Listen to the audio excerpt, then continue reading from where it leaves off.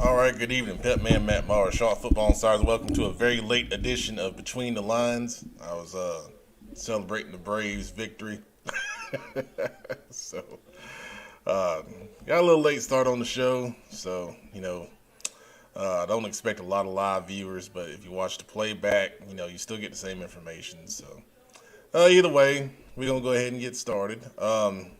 We got a good slate of games this week. We're gonna look at 10 games. First game we're going to look at is Forestview at Crest. Forestview coming into this game at 4-3. Crest at 4-2. Forestview coming off a win last night. Little Monday Night Football gets Hunter Hust. Big win. And then Crest coming off a tough loss to rival Shelby. So both teams, kind of coming in off of different scales, basically. But big game in the conference. Let's see if we get this computer going. Little lock up here. See if we can get this thing moving. But anyway, like I said, it's a big game in the conference. Chris is sitting pretty good, at the top of the conference right now. And then Forestview is looking to move up. As you can see, my computer's reacted a little slower. But that's all right. We're going to work through it. So the prediction on this one, Max Reps is favoring Crest. They favor Crest 33-23, 10-point victory over Forestview. You can see the records down here. Forestview 3-1 in conference, and then Crest right now 4-0 in the conference. So big game, especially for Forestview to try to get in, a tie for second place. They're ranked 13th in their class, and Crest ranked 5th in their class. So, pretty even matchup here. You start looking at it. Crest, of course, their strength is running the football with Maury Adams. We've been seeing him having a very strong season for the Chargers so far. Let's see, they got some stats here. Let's see if we can get some stats on what he's been doing all year long. Well, they don't have a lot of stats in here, but you can see he's a senior. He's the lead dog there. He had a good start to the season, but they haven't updated their stats in a while. So, taking a look at the conference standings, that's something we're going to start doing on the big show on Wednesday night as well. You see right there, Kings Mountain and Crest at the top of the league at 4-0 respectively, and then Forestview right behind at 3-1, and then you see on down the line right there. So this is a battle of two of the top teams in the conference. As far as he was able to get the victory, of course, they can create a tie for that second place spot. Remember, the top two in the conference that finish in those spots are automatically qualified for the playoffs, and then you get in after that based off of your RPI ranking, which we'll take a look at on the big show tomorrow as well. So needless to say, big time players in big time games, you expect Maury Adams to come up strong. You expect Jacob Neely and Cam Reed to come strong for Forestview. Natavius Husky at the quarterback spot for Crest. Expect him to have to make some plays on third down especially. It's going to be a good football game. For sure. All right, let's take a look at our next game. Another one for conference standings. Concord 4-2. They are undefeated in conference play, taking on Northwest Cabarrus at 4-4. Let's take a look at where they are right now. So, as I said, Concord you see is 4-0 in conference play, and then Northwest Cabarrus at 3-1 in conference play. So right now, Northwest Cabarrus has a chance to get up into the top of the conference when they win here. Concord has been playing well in the conference. They've obviously undefeated. They've won 4 in a row, 27th in their class. Northwest Cabarrus is ranked 30th in their class. All right, so Max Preps is predicting a close game. Concord 25, Northwest Cabarrus 22. A 3-point victory for Concord is what Max Preps says here. Concord with the triple option offense under Coach Marty Paxton has been really, but their defense has been impressive in their 4 victories. Conversely, for Northwest Cabarrus, when they score a good bit, that's when they tend to win in high-scoring games. If their offense is kind of shut down, they don't seem to do too well overall. Let's take a look at the overall standings in the SPC. So there you got Concord at 4-0. They're tied for first place with West Rowan at 3-0, and then Northwest Cabarrus 3-1, and Central Cabarrus 2-1. Those are pretty much your four contenders here because everyone else is not doing too hot right now. So this is the biggest game in the conference for sure. Concord has been winning against some of the lower teams in the conference so far. Their next three games are huge. They've got Northwest Cabarrus, they got West Rowan next week. You can see they're tied for first. And then they got the Bell game with Kannapolis. So it's money time. We're at that point in the season. It's money time for these teams, and it's money time for Concord. They've got some good seniors on that team. And you want to always put yourself in a position to do some special things, at the end of the season. And if, Concord wins a conference championship, that's a heck of a season. So, good luck to both teams in a huge game Friday night. All right, let's take a look at our next matchup. We're going to go to, big one, Olympic at 5-1, going on the road to take on South Mecklenburg at 5-2. Traditional Charlotte rivalry right here. And they're both, of course, in the SOMAC Conference. Olympic coming off a win over Berry 26-14, while South Meck's coming off a 21-17 loss at home to RGK. So South Meck will be right back at home, which will be a nice comfort for them. Olympic 2-0 in the conference, South Meck 1-1 in the conference. Olympic ranked 29th in their class, South Meck ranked 17th in their class. Max Preps predicts a super close game. Olympic 30, South Meck 29. Wow. All right, Max Preps. Well, South Meck's been in some close games here recently. That most recent loss to RGK, they got down, big early, and they, tried to come back, and they just couldn't dig themselves out all the way, from that deficit they got down into. For Olympic, the one loss they had was to Weddington. There's not a lot of shame in that, but, the teams that they've beaten, they haven't beaten, the best teams, but, they've beaten the teams they're supposed to beat. Now this is what I call exam time for Olympic. You take a look at their schedule. Let's pull that up. They beat Sun Valley, Hopewell, East Meck, Harding, and Berry.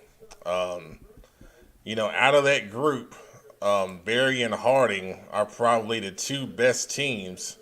And they're not that strong this year. So you see what South Meck has down the line. South Meck, they got the top three. South Meck, RGK, and Myers Park.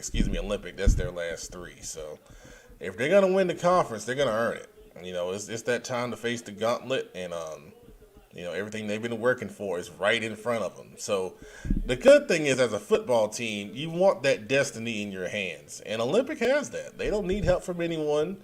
If they go out there and win the games, then they can get it done. Quarterback Elijah Holmes has looked good, taking over that spot. And they got some guys on defense that can, do some things. Xavier Lloyd at linebacker, Solo Barnes at DB, Elite Iron at D tackle. They got talent. For South Meck, the thing about them I want to look at is how do they respond. If you take a look at what they've done so far this year, they lost the first game to Catholic, and then they went and won 5 in a row. So, history says they respond well to a loss. So, we'll see if that holds true here. Take a look at the conference standings in the SOMAC 7. Let's get the full standings up there. All right, so you got Myers Park at the top at 2-0. There's Olympic right there at 2-0 as well. And then you got AK and South Meck 1-1, Berry 1-2, and then Harding 0-3. So, obviously, this is a huge game for South Meck to get back up in the race for the conference title. And then for Olympic, like I said, it's exam time. If they're able to defeat South Meck, it'd obviously be their best win of the season so far. So, definitely a huge game here. And I'd expect a huge crowd. When we went and saw South Meck and Catawba Ridge, that was a strong crowd. I expect to see the same thing again off Park Road this Friday night. I'd be disappointed if I did. All right.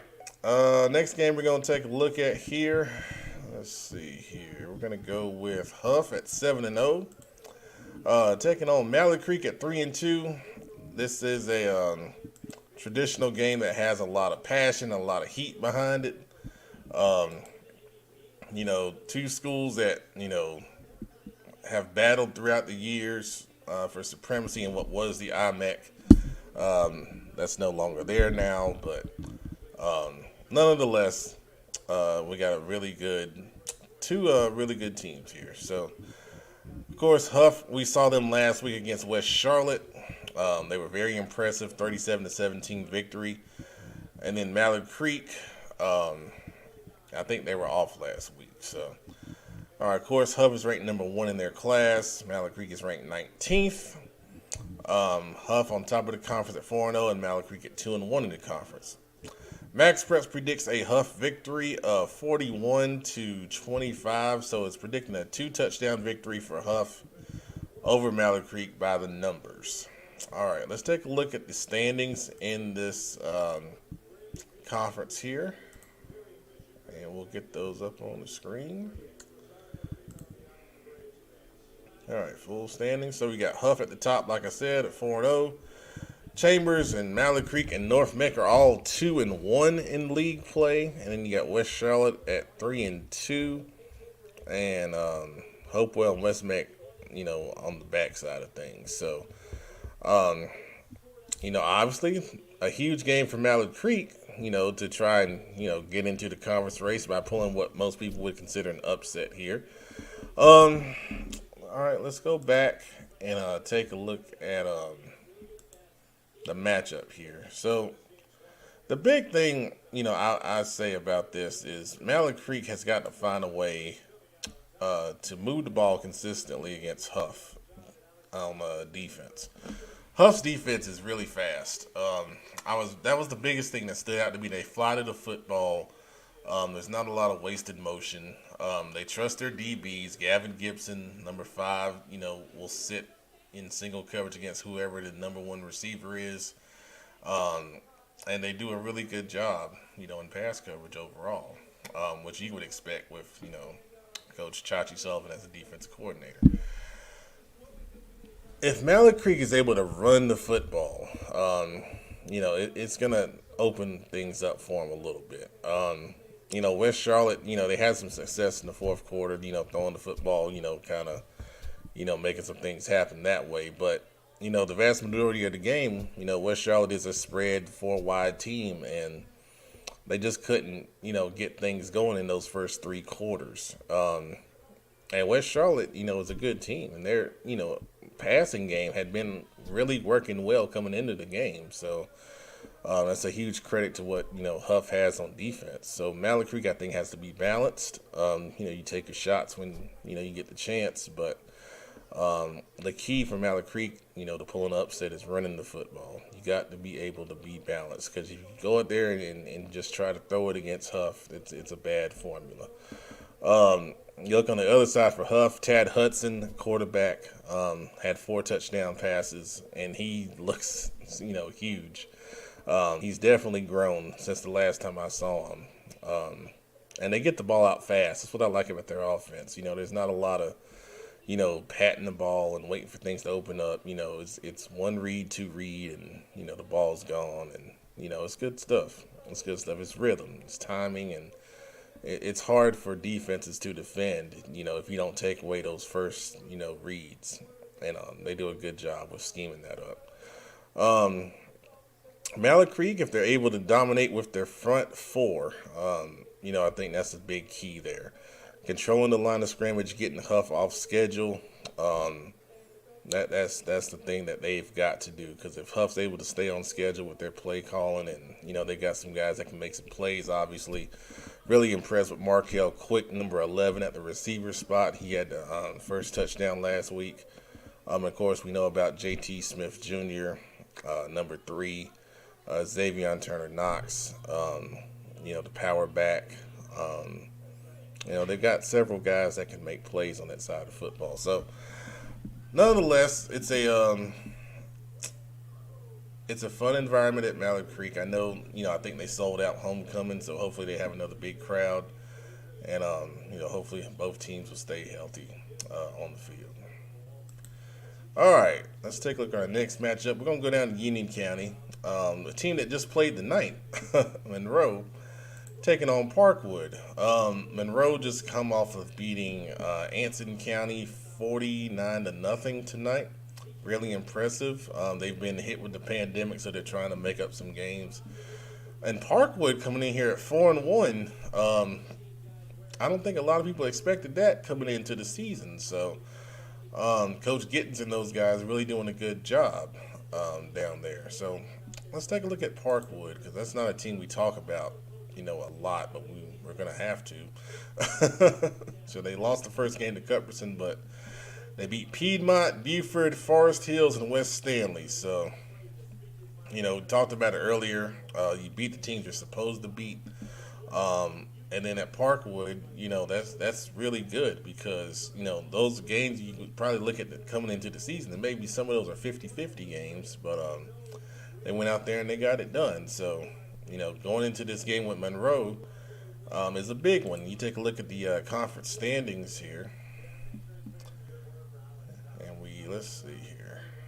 Let's go to the full standings, because Monroe hasn't played a lot of conference games. Obviously 1-0. Parkwood 2-0. So smaller conference like this, they're just getting started with conference play, but every game counts. Especially in a smaller conference, because you can't make them up. And these two are at the top of the conference right now. The fun thing about this is both of these teams are athletic. They are, spread teams.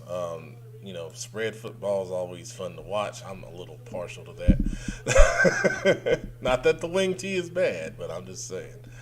So it's going to be a fun game to watch for sure. You definitely see the ball flying in the air, and, guys going to make plays on the outside with, two good quarterbacks in this game.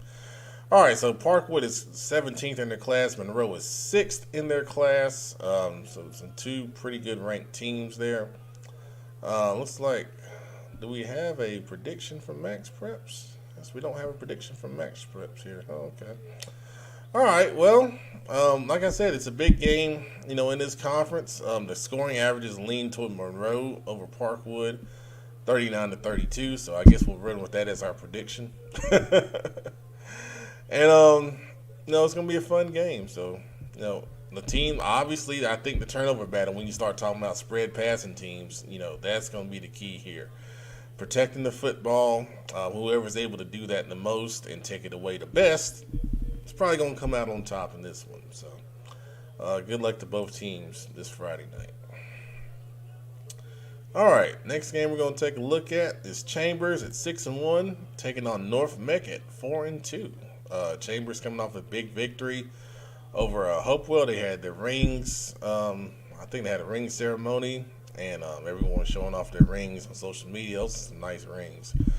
So that was awesome for Chambers. And then North Meck got a victory over West Meck, 21-16, to move to 4-2 last week. So Chambers is number 2 in their class, and North Meck is number 30 in their class. Chambers sitting at, both teams actually sitting at 2-1 in the conference. We just looked at those conference standings.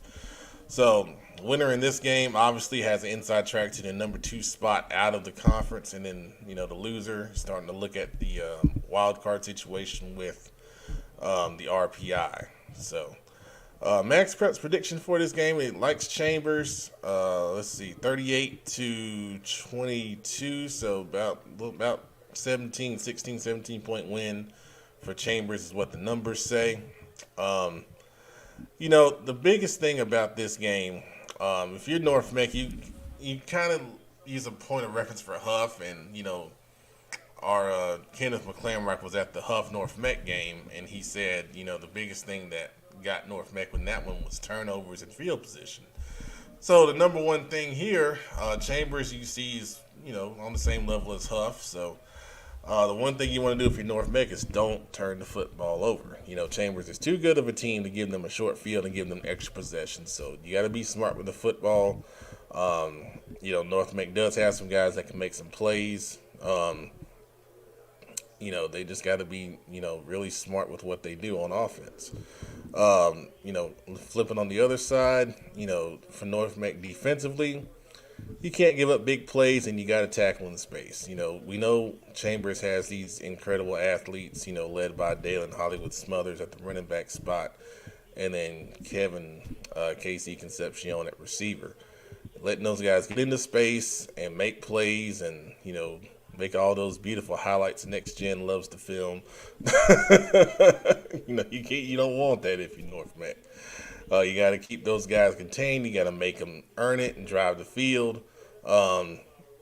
If you have access to the Hickory Ridge tape, you got to do what they did. You got to, rally around, Smothers when he gets the football. And then you've got to be able to, cover well in the back end and, make them earn it. Don't give them the deep ball. Don't give them, the screens where they can, get one-on-one and then make a move and then they're out the back door. You got to make them earn it. That's easier said than done. But, that's why I'm sitting here just talking to you guys on here. So, all right. So, big game for North Meck. And we hope everyone plays safe and, stays healthy for this week. All right. Next game, we take a look at Charlotte Latin at 7-0, taking on Rabun Gap in Georgia. And it seems like once a year when we start talking about Rabun Gap, someone asks us, how does Rabun Gap play in the North Carolina Independent School Association? It's just the way it is, man. I mean, when you're independent, you make your own rules, and, Rabun Gap is able to play in the state association because they meet the criteria. And it's just like, Legion Collegiate and Rock Hill will be playing in this same association next year. There were some issues where, South Carolina didn't want them to play down there, so, they're going to play up here, so.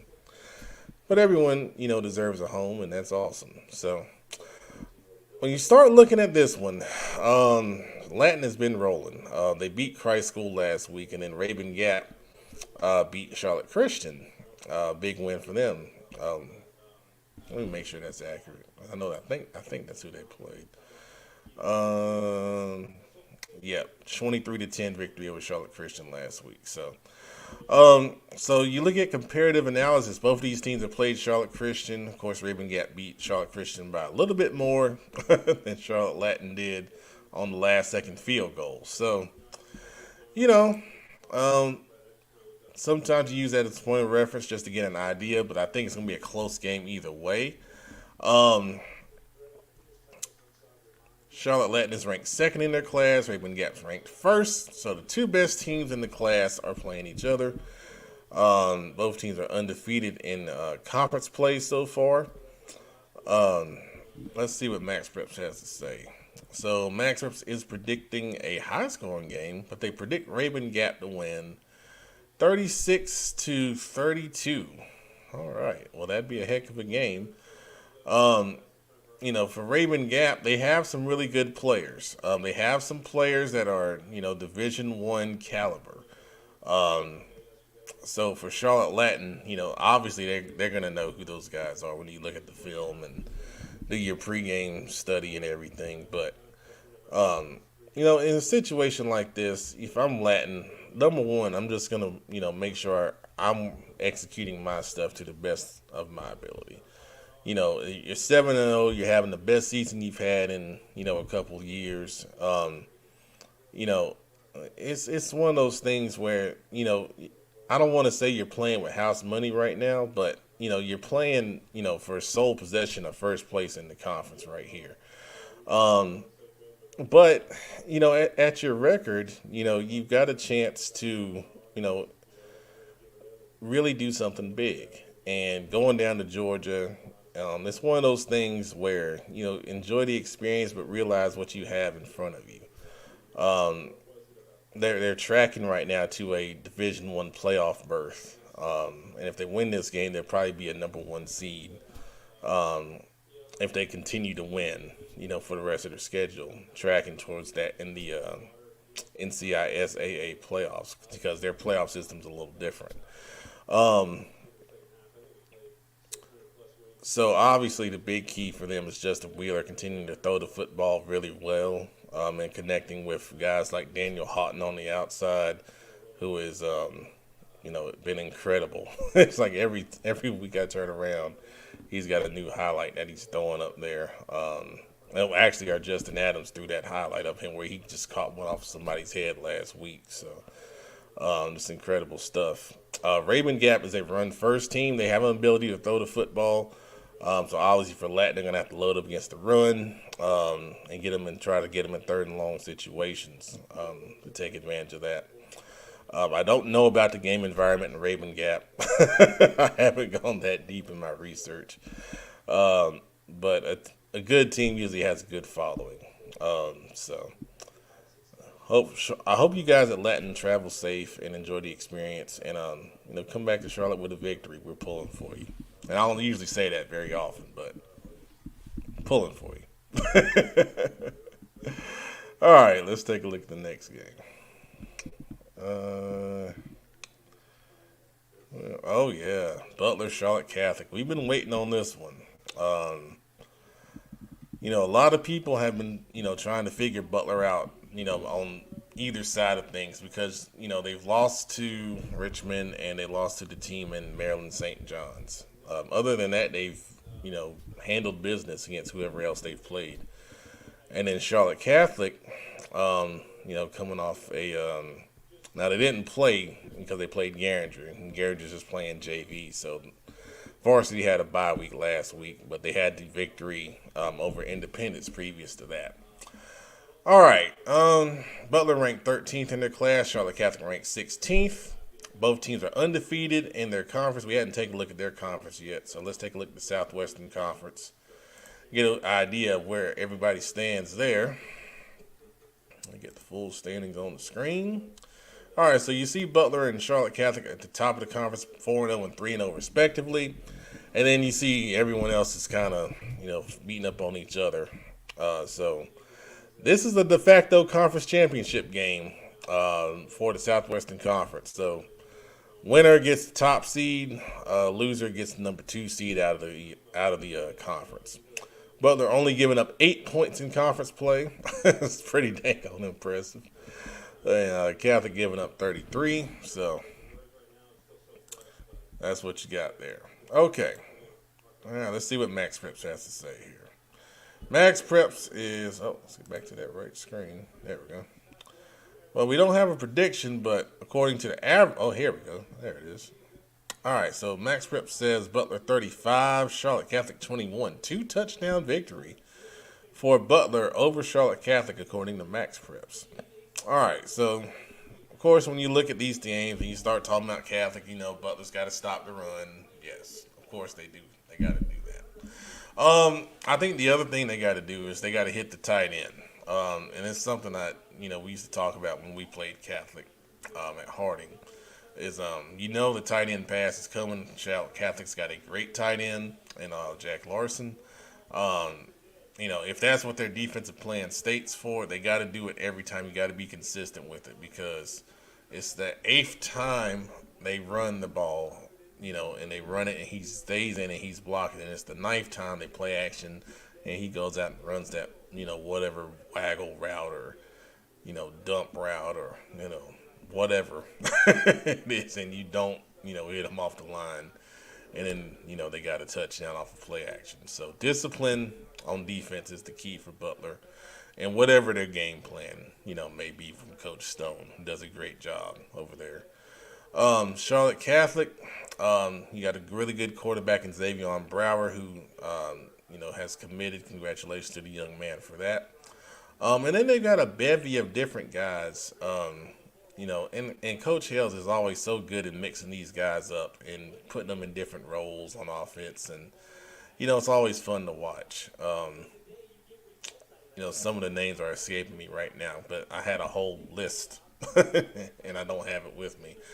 But I'm really, really impressed with what those guys can do in space, for sure. Um, Catholic, they can't give up big plays. Butler has big playability on offense.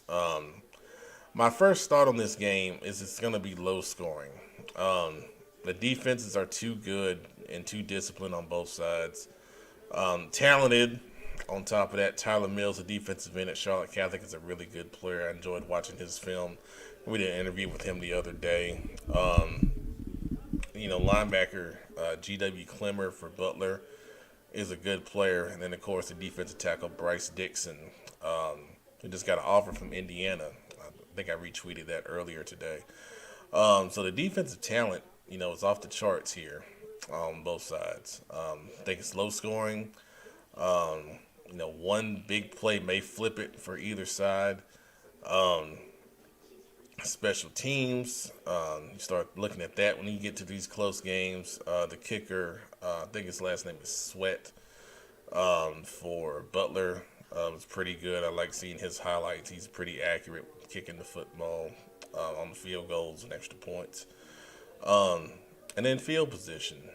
Butler has some guys that can change field position. On the special teams game, I've seen that in some of those highlights that they put out there. So the Queen, Cherie, will be at this game because, she pretty much claimed it when I told her they were playing. So do you see her? Say hello. She's very excited to cover this game over at Charlotte Catholic. And good luck to both teams Friday night. All right. Next game we're going to take a look at here is, gotta go on down the list here. Where are we? All right. I think this might be our last game.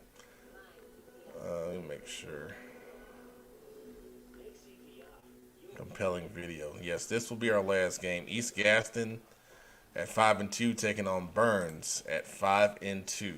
All right. So let's take a look at this conference. We hadn't looked at this conference from a standing standpoint much this season. So let's get the full standings on there. All right, so interesting league here. This is the 1A, 2A combo conference.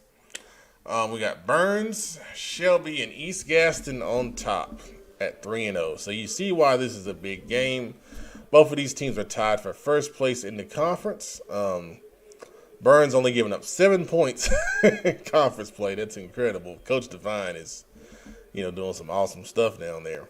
And then East Gaston, giving up a little bit more. But, when it gets to these matchups and, East Gaston having a special season, you never know what can happen. I was doing a little bit of, research on this game. And, East Gaston, of course, has been down. So, some different people feel like, the game could be close in the first half and then Burns kind of pulls away in the second half. It's at Burns. I think that helps a lot, from that perspective. But East Gaston has seniors. And when you have seniors, talented seniors that really want to do something special, you never know on any given Friday night. All right, so East Gaston is ranked 15th in their class, according to Max Preps, and Burns is ranked 8th in their class. Let's see what Max Preps has to say. Max Preps likes East Gaston. Look at that, by the numbers. East Gaston 36, Burns 34, and a barn burner of a game. Wow. Okay. Now, the comparative analysis would say both of these teams have played Thomas Jefferson, so we'll use that as an example. And East Gaston defeated Thomas Jefferson 42-37. All right, and then Burns, for comparison's sake, when they played Thomas Jefferson, they beat Thomas Jefferson 64-7. So, given that, you would say that Burns is the favorite here. Because obviously they took care of business a lot stronger. But, like I said, that's just one of those things. High school kids and Friday night, you never know what you're going to get, man. East Gaston's running the football well between Hill and McKinney. They do a really good job. Let me see if they got some stats up here we can take a look at. All right, let's see here. Yeah, good job, East Gaston. Thank you. All right, so see McKinney with 744 yards on the season, and then Hill with 930 yards. Incredible yards per carry, averages in 9.5 and 8.8. So definitely those two in the run game are the ones you have to key on if you're Burns. Quarterback Sherrill, they have thrown it 101 times, 8 touchdowns and 1 interception. So he's doing a good job. I like this kid. He's got good size. I think he's got a bright future. And I think they'll probably, shift more to him when McKinney and Hill leave. But let's see if Burns has some stats as well. That'd be nice to kind of highlight what they got going on here. Yeah, it looks like they do. Awesome. Okay. So for Burns, we got let's see here. Monty at quarterback, young kid, 16 touchdowns, 2 interceptions, 1,300 yards on the season. That's good stuff. Norris they got some good young guys. That's good for the future that they're contributing already. 522 yards on the ground for Norris. And then defensively, they have a very good linebacker. And Brown, they don't have defensive stats, but they got some good guys on that side of the ball that can do some good things. So,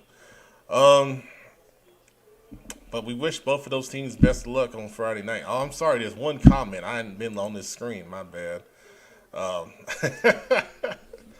Duff, I hope you feel better, man. And yeah, Next Gen, he's a cool guy. He's a cool guy. He does some great things. I know he's been pretty much with Chambers all season, but, overall they do a great job in North and South Carolina. So, shout out to those guys for sure. And shout out to Zay Flicks, too. Awesome stuff he does. But anyway, that's Between the Lines. I hope you enjoyed the show. Tomorrow night, Football Focus Weekly, we're going to have Will Healy, Charlotte 49ers head football coach, on the show. He'll be on right at the beginning at 7:30. Make sure you tune into that. We got some good questions lined up for him. And I might try to get some disco lighting in here tomorrow for Club Lit. Try to make him feel at home. But anyway. All right, I'm the Pep Man, Matt Morrow. Good night, everyone. Go Braves.